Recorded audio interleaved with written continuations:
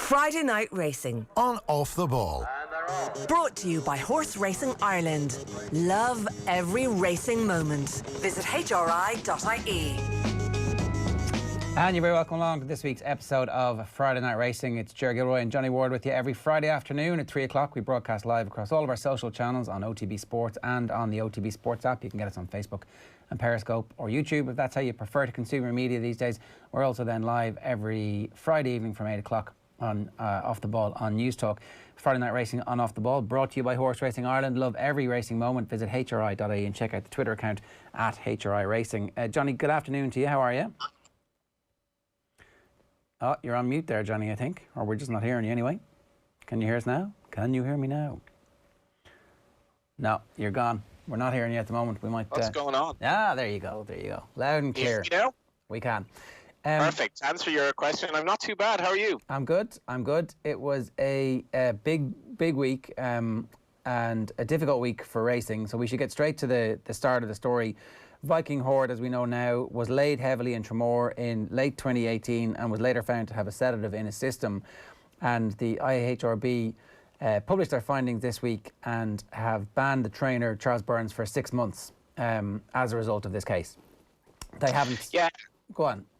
It should be. Obviously, it's a prudent to point out, I think Charles Burns got a 6-month suspension effectively on the basis that he and his son Carl had left the gelding sort of unattended in the stable yard in Tramore by basically going for a cup of tea or whatever. And so the 6-month ban came in on that because there was no proof whatsoever of anything else. So I guess what the IHRB did was, and it produced a really, really lengthy summary of the case, which I think it needs to be definitely lauded for. It was fascinating reading, and the level of detail was really, really impressive. And maybe you might argue that, well, in the space of over 2 years, they could certainly have had the time to do this, but it was impressive. I guess if you read the conclusion of it, it comes to the point that there's no proof that in terms of what happened to the horse was administered a sedative. The question is, we don't know who administered the sedative, but Charles Burns was effectively done on the fact that he'd left the horse unattended, and he's going to appeal the case, and he's perfectly entitled to do it as such.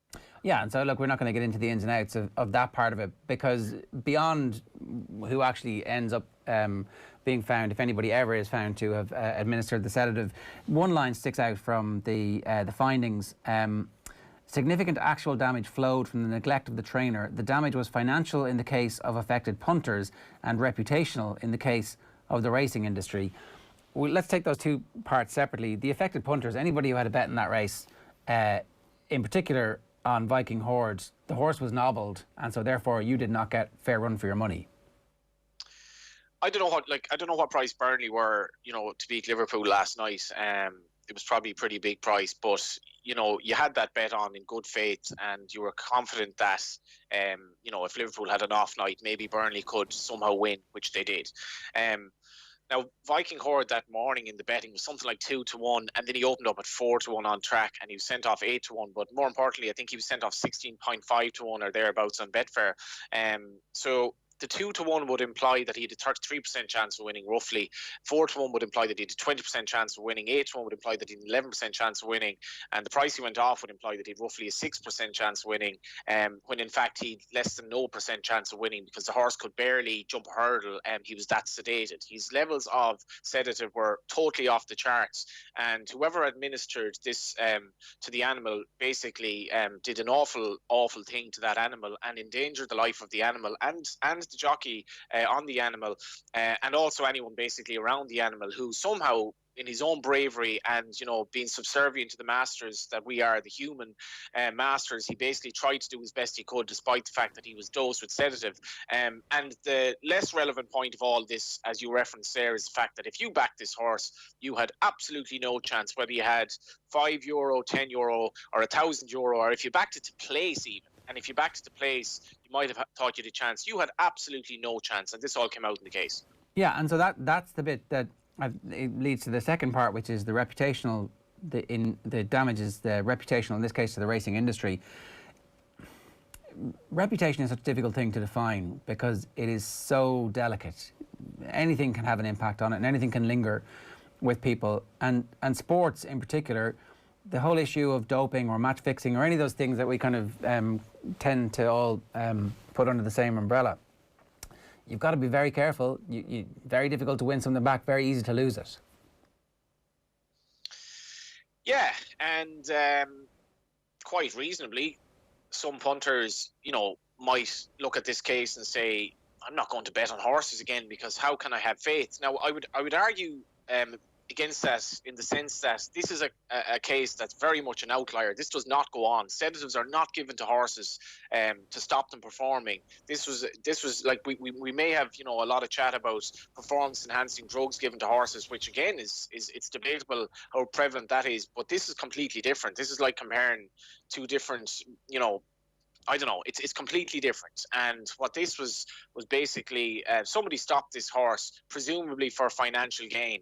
And if you were, a punter in that race, granted, you benefited if you backed anything else in the race. But how could you have faith? And I think that's why the IHRB was stressing that very much and went to such lengths. I mean, the press release was 14 pages long or whatever. It went to such lengths to really, I suppose, emphasise how severe this case is in terms of reputational damage. The amount of taxi drivers I've had, they'll tell me, I'll never have a bet on racing, and I'll never have a bet on racing. And if I got into a taxi driver on Tuesday night, this case wouldn't have done me any favours. Like on that side of things, how then do you make sure that everybody understands that the work was done in this case and the right response has happened, that they found out that this horse had been nobbled?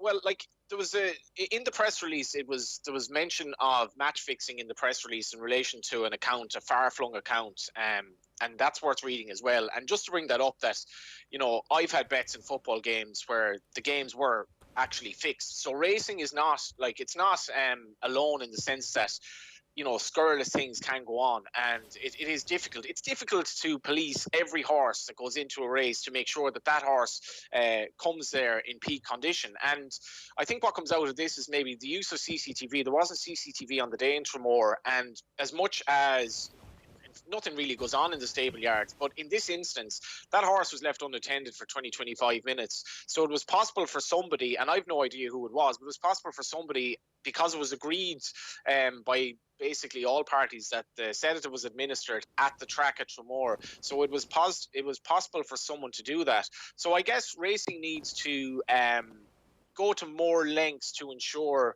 that this doesn't happen. It was pointed out to me during the week that if you go to stable areas at a French race meeting, it's really lax. You can practically bring your baby in and kiss the horse before he goes out to run, and that's because they have a kind of a tote system for their betting. They don't have the betting exchanges, and rightly or wrongly, Ger, betting exchanges have allowed you to bet on a horse, an individual horse, not to win and profit from it. And the outcome of that, as much as I laud the betting exchanges, the outcome of that is the possibility to do something like this. Well, isn't there a responsibility on the exchanges then in an instance like this? That was one of the details that came across. So it was the IHRB Deputy Head of Security, Declan Buckley, who was providing evidence about the laying of the bets. They were initially placed with a limited liability company, which placed them in turn with Betfair. So this is a white label. We think they don't say in the Far East, but they do say in a faraway part of the world. So the implication, I don't know. I mean, maybe it's the deepest depths. It was Asia anyway. Well, look, I mean, it could be the jungles of Brazil, we don't know. Yeah. The same account previously laid bets on the same horse at Sedgefield in October 2018, risking over 30 grand to win 12. At Galway in July 2018, risking 55 grand to win 12. And an unnamed individual known to be associated with the account was described as being based in a distant part of the world and was said to be associated with match fixing and associated betting in connection with other sports.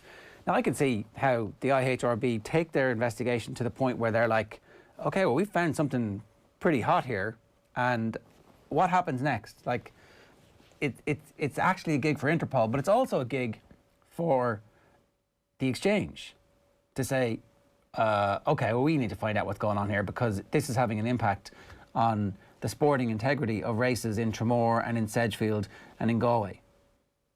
Yeah, you mentioned Tramore, Galway and Sedgefield, and I think that's very important because, Christianity is based on Jesus being on the cross. Nobody remembers that there were two other guys there, and one was either side of him. Sedgefield and Galway are not irrelevant races by any stretch. And the fact this is mentioned in the IHRB case because this unknown individual was betting on those three races in terms of Viking Horde's performance. So, you know, that is, according to the IHRB, that is fact. Now, the white label account, I got to be honest, and maybe I'm failing here, but I didn't know what a white label account was until I heard this case. But effectively, a white label account is you bet it directly into the Betfair market, but the interface of the website is attuned to that local area, which I presume means maybe different digits, maybe different scripts, and it just say, for example, it were in Thailand or something like that, that it would look like kind of a Thai Betfair, but Betfair, after this case, and I'm not sure if this were related or not, they removed the possibility of laying horses on the white label accounts. You can only bet on horses. So effectively an individual could, with apparent impunity, get involved some exotic location in a race in Tramore, when for some reason he or she thought that it was a good reason, or that it was a good idea to bet that Viking Horde wouldn't run well. And Betfair changed its rules since then, and it's very, very unsatisfactory that this could happen. You mentioned Interpol there. For me, there's definitely a lot more to this than racing, because you're basically depriving people of money unfairly, and there's an awful lot going on. And notwithstanding the fact that somebody loaded a horse with sedative and then asked them to run the race with a load of other horses. Yeah, and so one final point: the IHRB came in for some criticism over Christmas. Was it their chief executive or their chair was on RT Racing with Hugh Cowell, and he came in for a bit of criticism afterwards for the performance that day. There's been a marked change, it appears, in their communication strategy, in that they've gone to as much detail as they possibly can in this. What's your take on that? Yeah, that was in relation to an article that I thought was very, very unfair on Joseph O'Brien, to be honest, because it looked at two cases and how they were dealt with. But, you know, Joseph put stuff in an article basically that was clearly not on the record, and then was in the article, there was a whole furore afterwards. Dennis Egan hasn't been giving many interviews because the IHRB now has a spokesman, and Dennis Egan, who I've always found really good to deal with, he hasn't been given as many interviews, and I think that maybe affects him in a sense at Leopardstown, that he wasn't quite as in tune in terms of quick fire answers as he was, and it wasn't probably his best performance. So that's fair enough. But I think the IHRB in this instance, sorry, if I could just go back to that as well, Jim Bulger has brought up a claim that he wants a level playing field. There isn't really any proof whatsoever of widespread drug abuse in racing. But in this instance... But if if Jim Bulger is saying it, then you should investigate that, because he's been around for such a long period of time, is so well connected, is so well respected. If he's saying it, it must be an issue. It must be an issue, but like, is it a big issue? Is it a small issue? Like, there's what's being done to find out is the answer to that question. That's a good question. How big is the issue? Let's find out. Yeah. From my perspective, when these cases come up, like a horse is tested positive for cobalt, or he's tested positive for this and that, in my view, and this is my view, I think the IHRB are far too willing to take the trainer's word as gospel, and in that they give him the benefit of the doubt. Well, it was like cobalt was probably given to him in the point that day, but yeah, we're not really sure. And I think sometimes it could be harsher, but there's no proof whatsoever. Horses are tested, when the Irish horses are tested all over the world. They're tested when they go to England, they're tested when they go to France, they're tested when they go to the Far East. Horses are tested and tested and tested more so than humans, and there isn't really any evidence of this. The fact that Jim Bulger said it brought the issue to the fore, and I think we need to look at drug testing. Absolutely, we need to look at hair samples, which would show, for example, in theory, if a steroid were given to a horse at any stage of his life via the hair sample. But getting away from that, for me, the IHRB in this instance, short of interviewing everyone who had a stable pass in Tramore that day, I think it did a really, really good job. It was handicapped by the fact that it took them so long to figure out the betting implications, the betting details. It was doubly handicapped by the pandemic, which delayed things further. But for me, it was well worth the wait, because Irish racing and racing in general needed to read the 14 pages that were sent out on Tuesday, because it was so loaded, it was so significant, and it was really, really inflaming in terms of what might go on to a horse before race. And I think the IHRB deserves credit for that. Okay, it was really fascinating stuff. I'd urge anybody who's a sports fan of any hue to get on. I mean, look, it's widely available. You can just search Viking Horde Judgment, and because the level of intrigue, and also the implications are that people are putting large sums of money on any sports event in anywhere in the world, and it's having an impact on the outcome. And look, we've seen it in League of Ireland. We're going to see it in all sports, and it's actually a big issue that I think needs to be talked about again and again and again. Okay, look, 16 minutes past 3 this afternoon. Friday Night Racing is brought to you by Horse Racing Ireland. It's time for us to turn our attention to the other big story from this week, and this was the retirement of David Mullins. And I'm delighted to say David has made some time for us this afternoon. How are you getting on, David? Hey, Ger. Very good. So, are you feeling free and easy now that you've made the announcement about your decision? Yeah, definitely. You know, it's what I wanted to do, and I've done it. So yeah, I feel a lot better. Is that a weight off your shoulders in some way? Like even going public with it is a big staging post in this whole thing? Yeah, well, actually, I didn't think it'd have much of an effect. That's why I retired on Tuesday, and anyone that, or Tuesday last week, or Wednesday maybe it was, whatever day I rode Blackbow. And yeah, it's not that I kept it a secret or anything. I said it to Willie, I said it to whoever asked me, and I said it to the people I needed to tell. But I'm absolutely amazed how much it's been blown out of the water. Why do you think that is?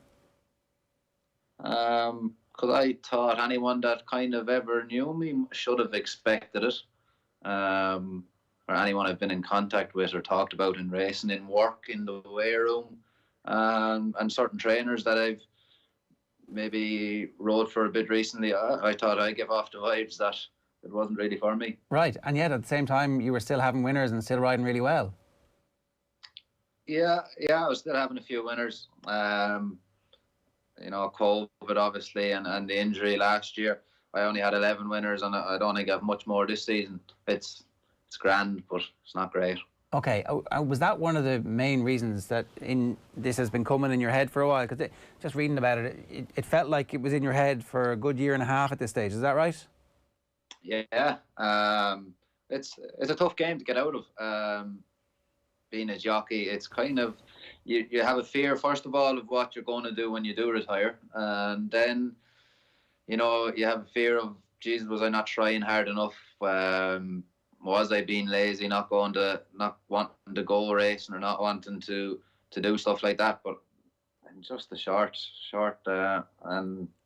story is that I didn't enjoy it, and it's not a game you should be in if you don't enjoy. When did you stop enjoying it?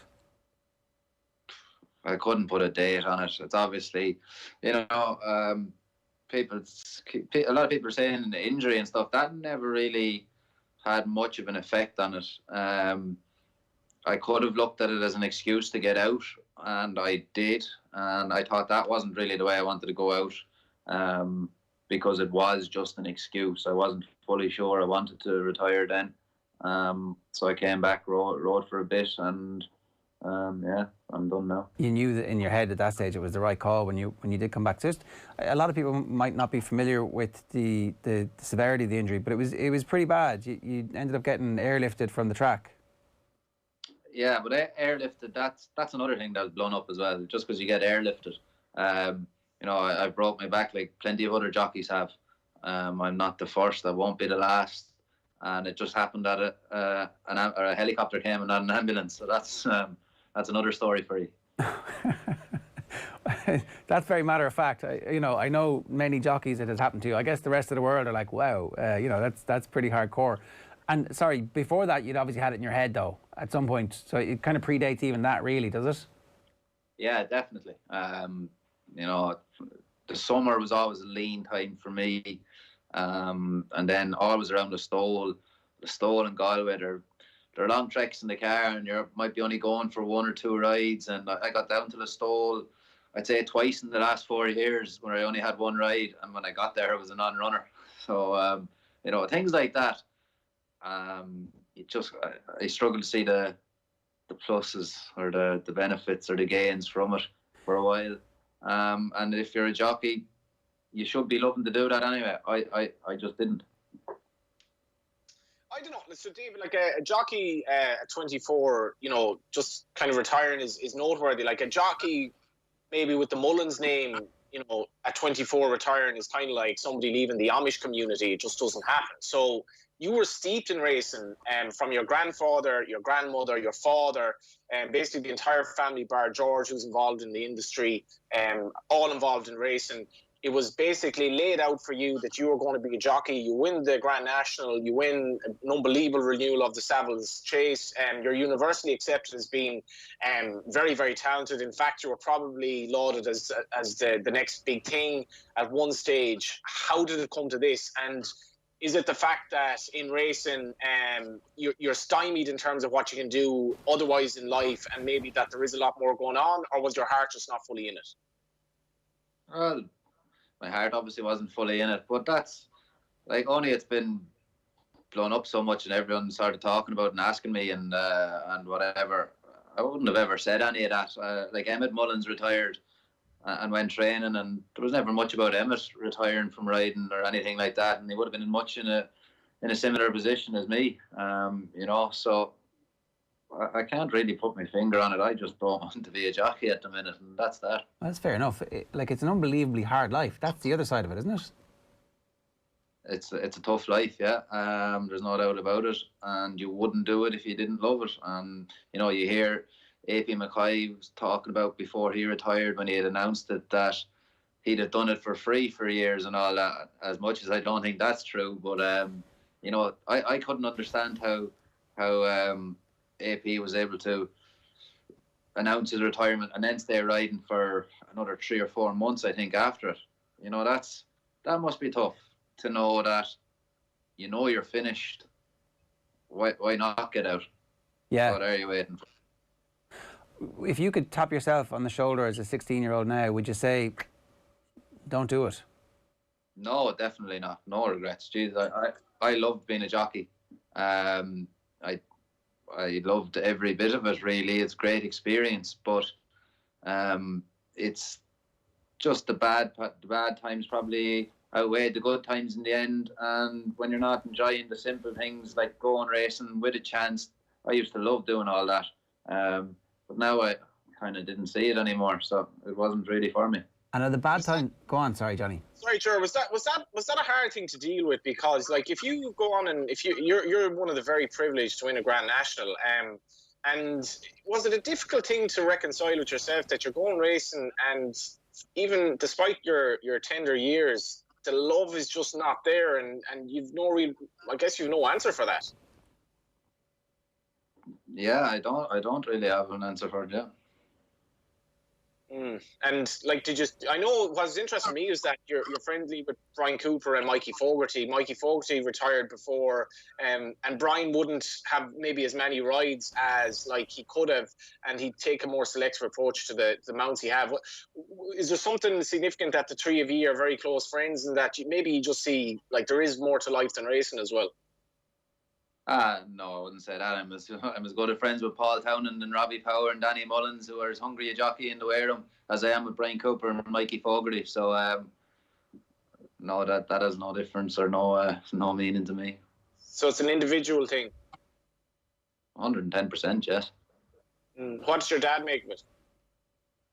Not much. He doesn't talk much.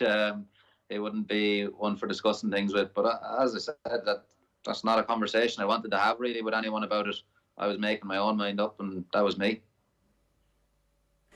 The lows not being worth the occasional highs is really interesting to me, because we sit and we talk on this show to jockeys all the time, and relentlessly bring up the fact that if you're successful 10 or 11 or 12% of the time that you ride a horse, you're going to get a winner, and everybody's obsessed with winning. But the rest of the time, you're losing. And how you deal with that is obviously, it's an individual thing, and learning how to deal with it must be very, very difficult. Did you ever get good at dealing with being beaten on a horse? Yeah, I was good at it, but I had plenty of rides, and you were back out in the next one, and that seemed to win, and you were happy enough that way. You always had a good ride to look forward to. When I was riding for Henry and even Jigginstown and Gordon, along with Willie, I was getting good spares. When things were going your way, they were very good, and you always had something to look forward to.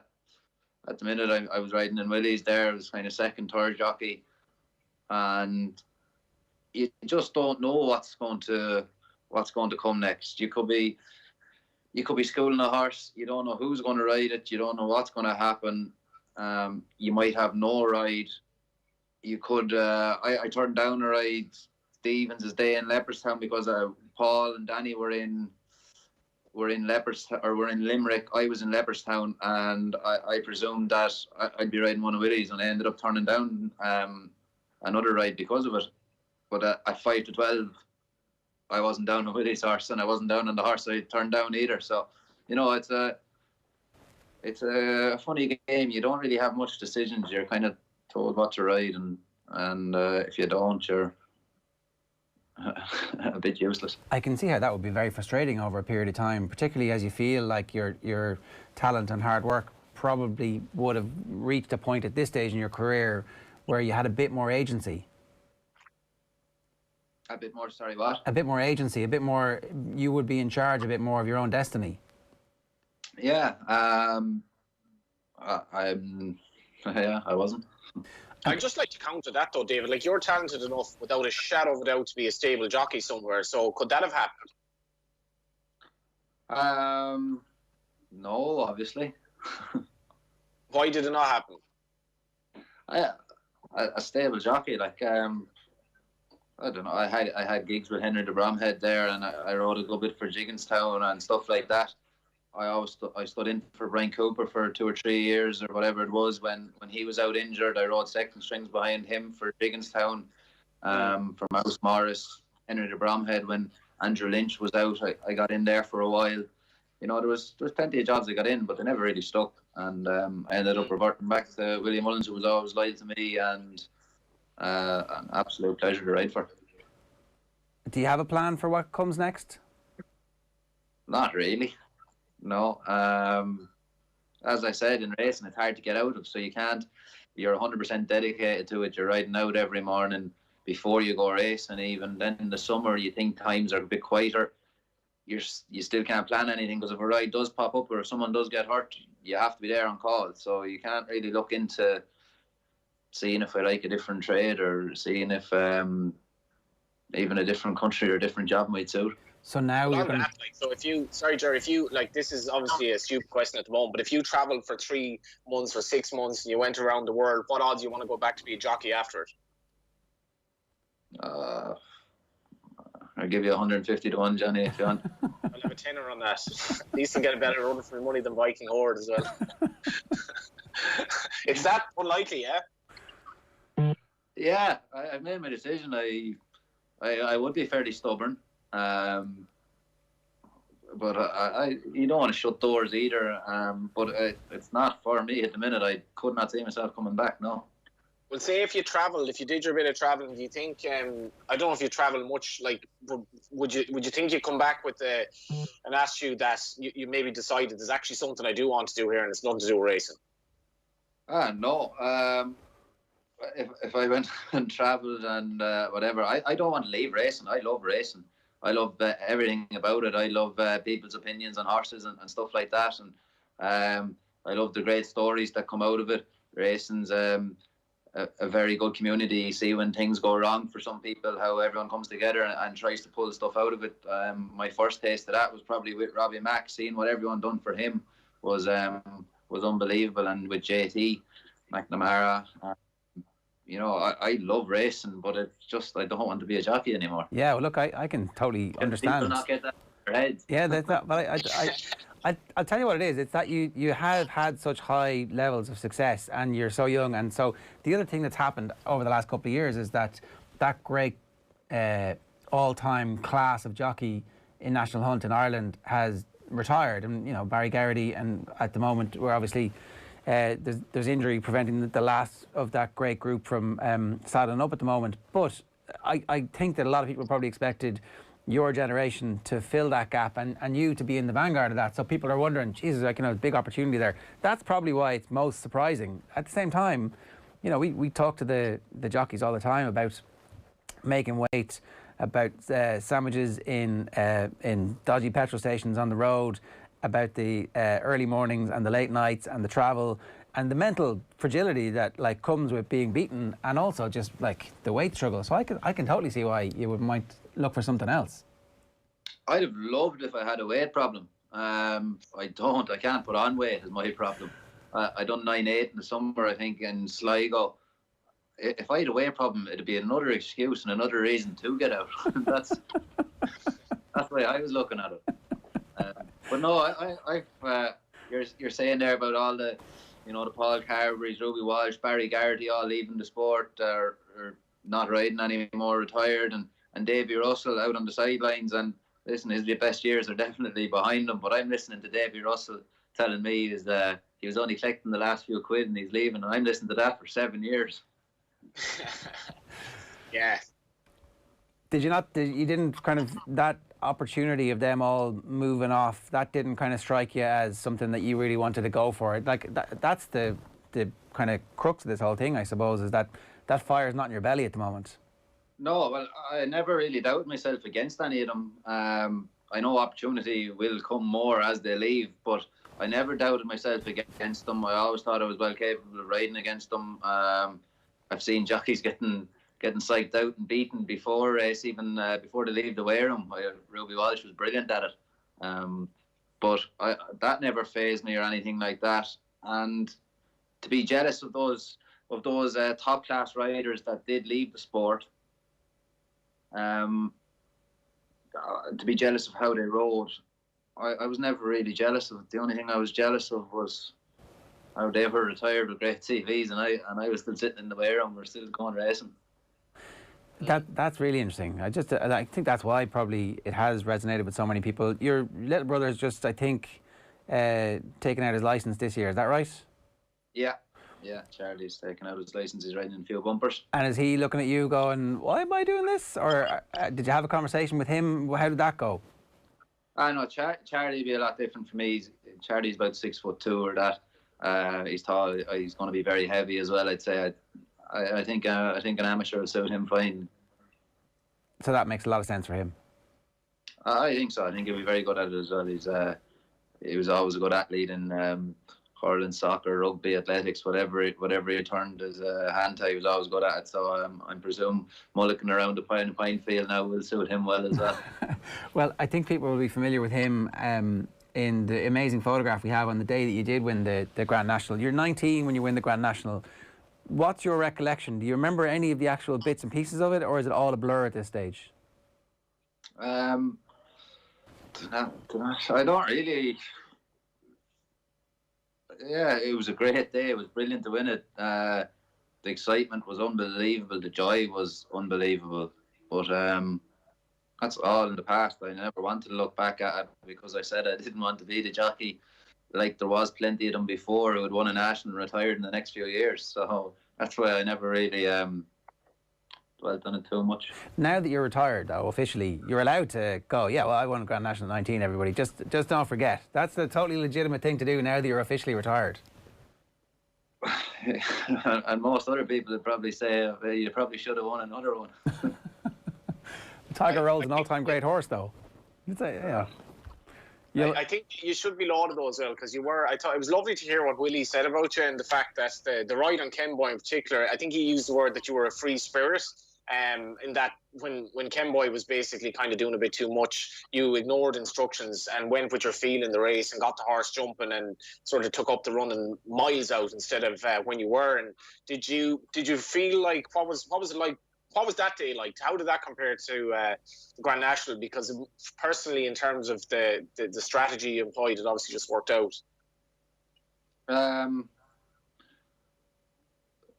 Yeah, he was too free. He wasn't going to win from where he was or doing what I was doing. We were going too slow. I had to send him to the front. That's just called not being stupid. But I've lost jobs and lost rides over not doing what I'm told. And is that something that you would stand by yourself in the sense that, like, I did what I thought was best at the time, or would you have done it differently? Well, he won, so it was great. In terms of the jobs you lost or whatever? Oh, sure. Obviously, if I knew they weren't going to win, doing what I was going to do on them, I wouldn't have done it. But yeah, I've lost jobs over changing or switching to Plan B. That is the other side of this as well, is that kind of whole relationship where no one really actually knows what's happening between you and the horse in the middle of the race. You can tell them afterwards, and people can obviously, there's endless amounts of hours that they spent watching, so they have some idea. But ultimately you're on the horse and you've got to make that split-second decision about what the right course of action is. Did you get better at that as time went on, making those decisions? Did they tend to work in your favour as time went on? Yeah. You obviously know much more. You obviously gain experience in a few years and stuff like that. But did they make much difference, the decisions? I don't know. I probably got better at not really caring and going out and doing what I wanted to do anyway. And is that another kind of element to this whole thing where, you know, there's a boss who's telling you what you have to do, and then actually they're not really there when the moment of opportunity or crisis arises, and you have to go ahead, and then afterwards you're explaining yourself to people who actually weren't there? Yeah, well, you see, that was a problem with a lot of jockeys phase. They have to do what they're told and whatever. But I'm so lucky, right, for Willie Mullins and my father. They completely understand. They don't really give instructions. The first thing they ask you in the prayer is, what do you think you want to do? So, you know, that's a lot of relief as well. Yeah. Is training something that interests you? Yeah, definitely. Not on a big scale or anything like that. I love the idea of having my own few horses and stuff like that. But no, I see my father there. He's the hardest working man I know. He's up at 7:30 every morning. He's in the yard at 7. Sorry, and he's up there feeding them at 10 o'clock at night. And that actually does interest you. That level of hard work. That's not the thing at all here. It's getting involved in the sport at that level is totally fine. Yeah, no, as I said, I love the sport. I just didn't like riding the horses anymore. The success that Emmett has had in his ephemeral enough career as a trainer, would that encourage you? Because anyone taking up training, you know, most people would say you're mad, but your cousin has done very, very well, and you probably would have a bit of backing as well because of your background in the game. Maybe, yeah. Emmett's done fantastically well. I've brought a lot of winners from him. I think we have something like a 36% strike rate or something. But I don't know. A lot of Mullins training could be a bad thing too. Yeah, it's in fairness. So there's like, you know, the horse runs in the race, but that's only a tiny percentage of the horse's life, and there's so much going on in the game between breeding horses. You know, rearing them as yearlings, selling them on, pre-training them, training them. So there's a lot of stuff there that you might get kind of a kick out of as well, which doesn't involve riding them. Yeah, I'd love to explore now every pathway there is in racing, and not just racing, maybe even show jumping as well. My mother's side of the family are very big into that, very successful as well. So I want to just see what there is out there in horses. And taking some time off before you do all that? I mean, it's not a great time to be taking time off, but is that the plan, or are you jumping straight in? No, that's why I was going away to Punchestown and do it and retire then. But no, I'm still riding out in Willie's at the minute, and yeah, going around doing a few bits. All right. Well, look, we wish you all the very best. It's you know, it sounds like it was exactly the right thing for you to do. I was going to say it's a brave decision to step away when there's so much potential left in your career, but actually, you know, fair play to you and congratulations on making the decision. And also, I know, you know, I might not feel like it, but your CV is pretty good for somebody who has won some very, very big, important races that at some point in the future you'll stick on the old YouTube above and go, that's me, that was good. Maybe. Thanks very much. Good luck. Well, Ger, should we point out now that racing has lost its pin-up boy, would definitely be recognised as the most handsome man in the weighing room. And I said to Patrick Mullins, what would you ask your cousin if we had him on today? And his two questions were, was he born with it or was it Maybelline? And would he recommend L'Oreal? Goodbye, Johnny. David Mullins, good stuff. Thanks very much. It's David Mullins, who might make a good pundit too at some point, by the sounds of it, Johnny. He's not he's his father's son, put it that way. I think the stubborn streak, his father would be proud of his own stubborn streak. Really talented trainer. Just doesn't make sense that a 24-year-old with his CV and with his probable future should do it. But I think anyone listening to that interview would see why he did as well. I think that's it. I think that, like, we all decide that all of life is set out very early on a path, and when Homer Simpson wears the pink shirt to the everybody goes crazy. They're like, what's going on? It's like anything that's slightly out of the norm. I'm like, oh, what's going on? There must be something. And it's like, I want to explore other things. I'm a young person with the entire world at my feet, so I wish David Mullins all the best. And I think sometimes we've got to accommodate people, particularly the free spirits. I didn't realise that that's what Willie had said about him, but it certainly comes across there. Friday Night Racing brought to you by Horse Racing Ireland. We do have to talk about where we are at the moment. Oh, I've got a competition as well, of course. Ahead of the Goss Thyestes Chase at Gorham Park next Thursday, we have a sweet prize to give you something good to look forward to in 2022. It's to win overnight accommodation for you and your guest at the Langton House Hotel, including tickets to the 2022 Goss Thyestes Chase. Just tell us what jockey rode the winner of last year's race. Text your name and answer to 53116 for 30 cents, and we'll contact you after the show. So text your name and answer to 53116 for 30 cents. We'll contact you after the show, and that is, tell us who rode last year's, the winner of last year's race. And we'll put you up at the Langton House Hotel and also throw in tickets for the 2022 Goss Thyestes Chase, by which stage we will all be able to go. So that's the point. Right, there's been a shake-up, it says here, in our Tote 10 to follow competition for the Irish Injured Jockeys Fund.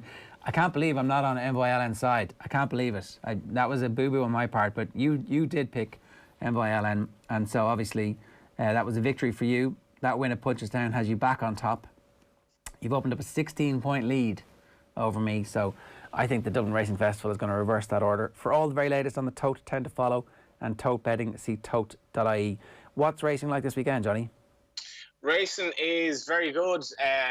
The Irish racing on Navan on Saturday, subject to an inspection. Apparently the track's actually frozen today, so I didn't realise it was that cold. But Navan, as anyone will tell you, is the coldest place in the world, pretty much. Yes. Really Baltic cold. That racetrack, I think it's kind of like in it's in a valley or something. It's a massive open space. You can see a long way kind of into the distance. Whatever it is in winter, it is really, really cold. So hopefully that goes ahead. But I guess main eyes tomorrow are on Ascot.